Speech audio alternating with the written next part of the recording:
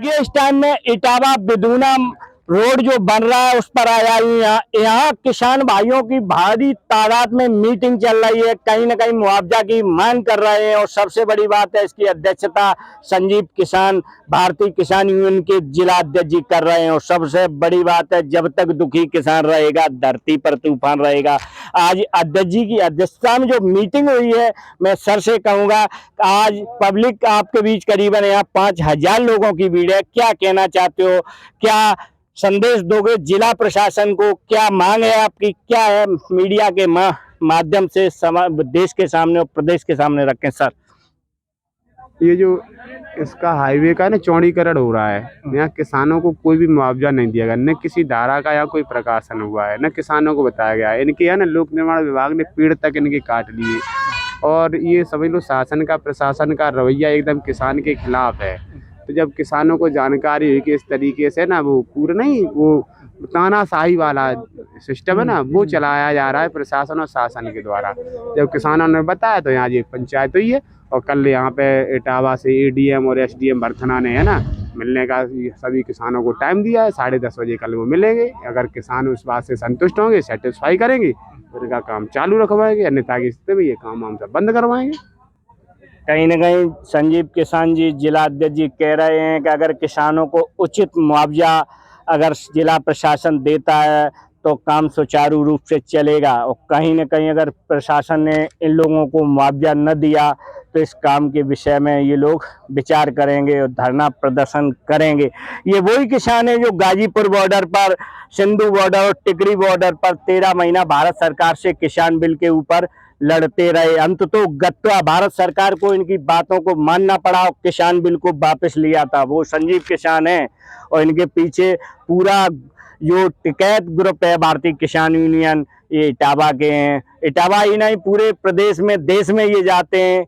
ये किसी परिचय के मोहताज नहीं है। अगर ये आज यहाँ आए हैं तो कहीं ना कहीं किसानों की समस्याओं पर प्रशासन को बहुत जल्दी ध्यान देने का पड़ेगा। सर बहुत बहुत धन्यवाद। और भी कुछ कहेंगे सर? न कुछ नहीं, बस मेरे पास में, हम किसानों के पास में देखो, जब शोषण होता है, अन्याय होता है, उसके विरुद्ध आंदोलन के अलावा कोई विकल्प नहीं बचता है, वो भी शांतिपूर्वक। ठीक है, तो हमें पता है, हम बाबा टिकैत के अनुयायी हैं, भारतीय किसान यूनियन के सिपाही हैं। हम तहजीब के साथ अहिंसात्मक लड़ाई को और सरकारों से, प्रशासन से जीतने में हर तरीके, आज तक कोई लड़ाई हारे ही नहीं है। हम जो टाइम दिया कल देखते हैं, ये किसान बताते हैं 24 मार्च को मुझे समय दिया था एसडीएम महोदय ने, कुछ वार्ता हुई थी, तो हाँ ऑन रिकॉर्ड सारी चीजें ऑन रिकॉर्ड। सर एक क्वेश्चन करेंगे आपसे, देश में 70 से 77% किसान है, उसके बावजूद आप सेंट्रल गवर्नमेंट की बात रही हो या राज्य सरकार चुनने की बात रही हो, तो सबसे बड़ा सहयोग आप लोगों का रहता है, आप ही गवर्नमेंट को चुनते हैं।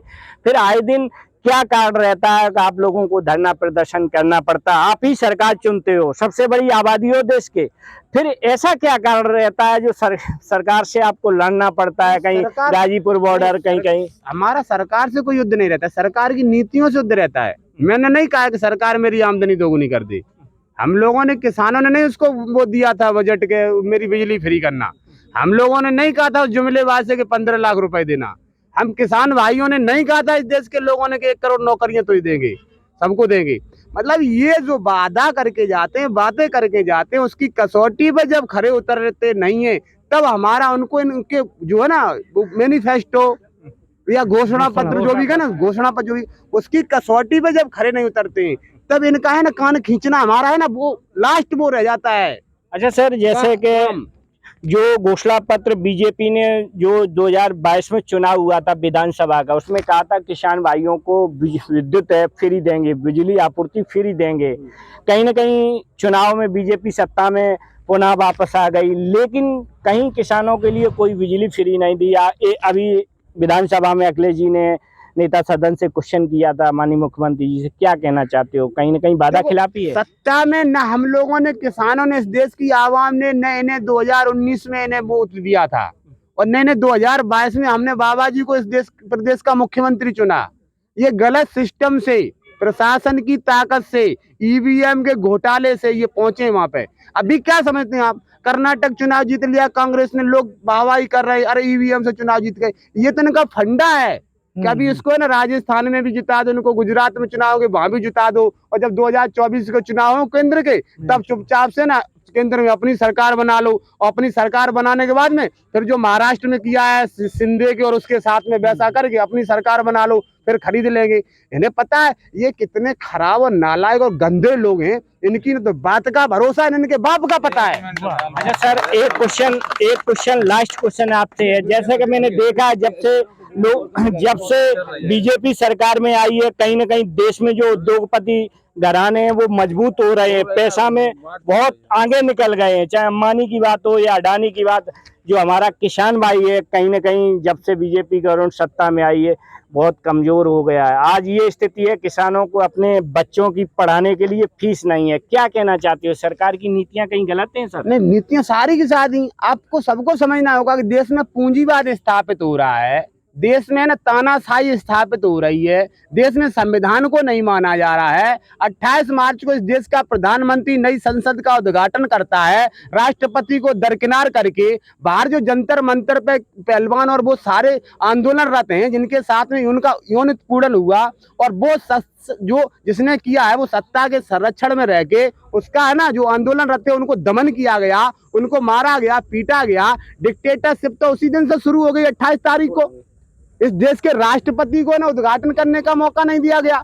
कौन प्रधानमंत्री हैं तब हैं जब सदन है, एक सांसद ही तो है वो, जो भी प्रधानमंत्री है चुन लिया गया नेता सदन। तो नेता सदन के मायने ये थोड़ी हो गई कि इस देश के प्रथम नागरिक से वो बड़ा हो गया। देश का अगर कोई सम्माननीय पद है, कोई महामहिम है, फर्स्ट अगर सिटीजन कोई दुनिया का हिंदुस्तान का है तो वो इस देश का प्रेसिडेंट है, राष्ट्रपति है। तो इस देश के प्रधान राष्ट्रपति की कहीं ना कहीं संजीव किसान जी कह रहे हैं कि जो सेंटर विस्टा जो नया संसद भवन बनाया गया है, राष्ट्रपति महामहिम जो राष्ट्रपति जी उनके द्वारा उद्घाटन होना था।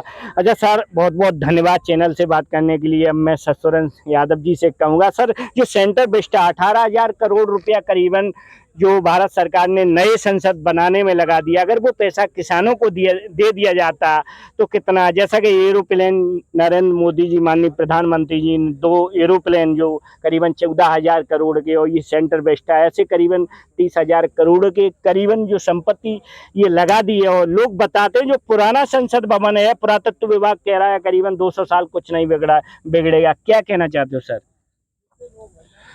भाजपा सरकार की जो नीतियां हैं वो जन कल्याण की नीतियां नहीं है।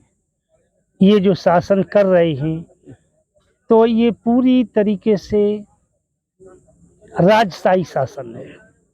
क्यों? क्योंकि जब अंग्रेजों ने बहुत बड़ा संसद भवन बनवाया है और इसका जो है 500 वर्षों तक भी कुछ नहीं होगा, 600 वर्षों तक भी चल सकता है, क्योंकि इसकी जो कलात्मक या तस्कारी है तो वो इतनी अच्छी है जिसकी कोई हद नहीं है। लेकिन चूंकि कोरोना काल में जिस समय जनता भूखमरी की कगार से गुजर रही थी, लोग सड़कों पर पैदल चल रहे थे, जब कोरोना नहीं था उसको कोरोना दर्शा दिया गया। तो जहाँ तक लोकतंत्र के खात्मे की बात है और सरकार की मंशा पूरी तरीके से यही है कि लोगों की जेबों पर पैसा न रहे, इस पर डाका डाला जाए। और ये डाका डालने की जो इनकी हवस है वो इतनी बुरी तरह हो गई है कि इन्होंने टैक्सेस को बहुत बढ़ा दिया गया है। जीएसटी जैसा हाँ, जीएसटी देखो, बताओ, पुस्तकों पर भी लगा दिया, बच्चों की शिक्षा पर। तो मेरी समझ से प्रजातंत्र में अगर लोक कल्याण की सरकार है, क्योंकि लोक हित ही होता है, तो जीएसटी नहीं लगाएगा। खाने पीने वाली वस्तुओं पर, दही, दूध, दही, मट्ठा, घी, इस पर भी जीएसटी लगा दिया गया। तो आप ये बताइए कि ये शहंशाह मुगलों से भी बहुत आगे बढ़ गया है। मुगल काल में भी अंतिम मुगल बादशाह बहादुर शाह जफर था, वो अपने वतन के लिए जिया, उसने अपने दोनों लड़कों की बलि लगा दी। लेकिन इस हिंदुस्तान मुल्क का ये नया शहंशाह, क्योंकि एक बार भगत सिंह ने कहा था कि अभी हम लड़ रहे हैं गोरों से, लेकिन वो वक्त दूर नहीं जब हमें अपने ही हिंदुस्तान मुल्क के इन्हीं कालों से लड़ना होगा, तभी हम लोगों को न्याय मिल पाएगा। वाकई में देश स्वतंत्र जरूर हुआ है, लेकिन जो स्वतंत्रता उसे मिलनी चाहिए वो स्वतंत्रता उसे प्राप्त नहीं हुई है, क्योंकि ये आज के जो सांसद हैं और विधायक हैं वो मानते ही नहीं चुनने के बाद कि जनता के द्वारा हम चुने गए हैं। वो ये मानते हैं कि मेरा एक छत्र राज है और उसी एक छत्र के राज से विलासिताओं का जीवन व्यतीत कर रहे हैं। जब ये जनता के बीच जाते हैं तो पोजीशन ये है कि सबसे ज्यादा अपने धन का जो अपव्यय करते हैं गुमराह के रूप में, ये दारू पैसा इसको लुटाते हैं। क्योंकि भाजपा का तो ये बहुत पुराना कारनामा है कि इन्होंने हर तरीके से लोगों को लूटा है, उसके वोट पर चोट की है। भाजपा कहती है मैं राम मंदिर लाए हैं, हिंदू धर्म की रक्षा कर रहे हैं। भाई राम मंदिर से तो भला होने वाला नहीं है। घर पर बच्चे भूखे मर रहे हैं, बच्चों की शिक्षा नहीं है, स्वास्थ्य नहीं है। राम मंदिर से क्या होगा? राम मंदिर तो भाई खिला नहीं देगा। पहले से इस देश में मंदिर नहीं थे क्या? मंदिरों से होगा क्या? मंदिर तो सुनो, काशी में मंदिर ही मंदिर थे, जहाँ से सांसद जी है ना, माननीय प्रधानमंत्री जी, हाँ, उन्होंने वहाँ के लोगों का धंधा चौपट कर दिया। कम से कम थाली लेके, चंदन लेके, बंधन लेके, कटोरी रख के, आरती सजा के, और घर दरवाजे मंदिर थे, मेरी बात सुनो, तो उनका रोजी रोटी चल रही थी। इन संघियों ने, भाजपा के लोगों ने वहाँ के सारे मंदिर खत्म करके वहाँ पे एक कॉरिडोर बनवा दिया। लोगों की रोजी रोटी छुल्ली मंदिर के नाम पर ही। भगवान भी इन्होंने पर्सनल कर लिया। अब आरती लेने जाए तो 350 रुपए में आरती में शामिल हो, 500 रुपए की आरती में शामिल हो।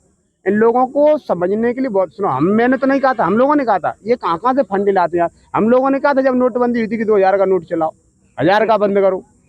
ये आदमी जिसको ये भी नहीं पता कि परिवार कैसे चलाया जाता है, पत्नी का अपने का साथ में नहीं निभा पाया, ये देश चलाने की बातें करता है, बिना मतलब में मन की बातें करता रहता है, जिसको नहीं तुझको। 24 में क्या स्थिति रहेगी? 24 सुनो, मैंने कभी न पसंद किया था, न करूंगा। मुझे मोदी से कोई शिकायत नहीं, इस देश के प्रधानमंत्री शिकायत है। इस देश का प्रधानमंत्री महानालायक पर्सन है। अच्छा, क्या कहोगे? 24 की स्थिति के बारे में आप पूछ रहे हैं, तो वास्तव में जितने भी राजनीतिक दल हैं, अगर ये इकट्ठे होकर के एक मंच पर नहीं आते हैं और अपने अपने लाभ के लिए लड़ते हैं और सब चाहते हैं कि हम मुख्यमंत्री बन जाएं, हम प्रधानमंत्री बन जाएं, तो ये जनहितैषी लोग नहीं हैं ये राजनीतिक दल जो इस टाइप में। इसलिए सबको एक मंच पर आकर के जनता जो इतनी परेशान है उसकी तरफ ध्यान देना चाहिए।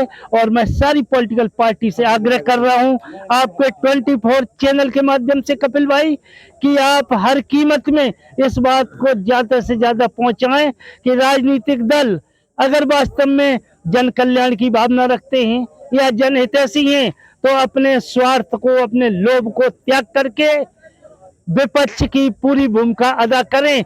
उसके करने के बावजूद भी आप लोग नहीं जीत पा रहे हैं 24 में भी, क्योंकि जब आप ईवीएम को नहीं हटा सकते हैं, अब ईवीएम को क्यों नहीं हटा सकते हैं कि कार्यपालिका, व्यवस्थापिका, न्यायपालिका, सर्वोच्च न्यायालय, high court, election commission, ED, CD सब उसी के एक के हाथ में है। अब आप क्या करेंगे? कैसे आप सरकार बना लेंगे?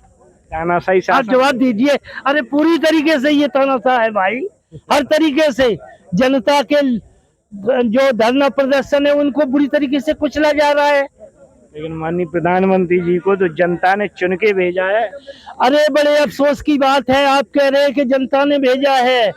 बहुत बड़ा ट्रेन हादसा हुआ है, उस ट्रेन हादसे में भी ये राजशाही भाजपा का प्रधानमंत्री अपनी पोशाक को बदलना नहीं भूला। अब आप बताइए कि कम से कम जो है 1500 लोग घायल हुए, जिनकी टांगें कटी हैं, हाथ कटे हैं, आंखें चली गई हैं, और ये मीडिया केवल 288 को दिखा रही है, और जबकि मरने वालों की संख्या कम से कम 700 से कम नहीं होगी, घायल होने की कम से कम 1500 से ऊपर होगी। तो आप सही रूप में आइएगा ना। कहीं ना कहीं उड़ीसा में जो एक्सीडेंट हुआ है, ये किसान भाई आज उन लोगों को श्रद्धांजलि भी दे रहे हैं। यहाँ श्रद्धांजलि सभा की करके सभी किसान भाइयों ने श्रद्धांजलि दी है। बहुत बहुत धन्यवाद सुरेंद्र यादव जी आपका। इसी के साथ मैं कपिल यादव, MBM न्यूज़ 24, इटावा, उत्तर प्रदेश।